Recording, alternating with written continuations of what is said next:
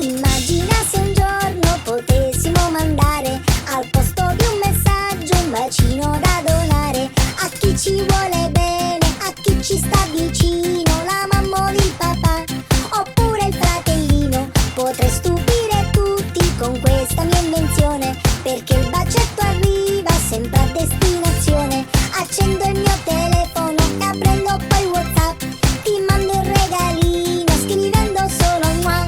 Mua, mua, mua, ti arriva da WhatsApp. Mua, mua, mua, ma di chi mai sarà?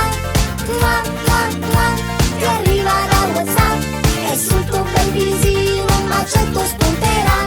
Mua, mua, mua, ti arriva da WhatsApp. Mua, mua, mua, ma di chi mai sarà? Mua, mua, mua, ti arriva da WhatsApp e sul tuo bel visino un bacetto spunterà.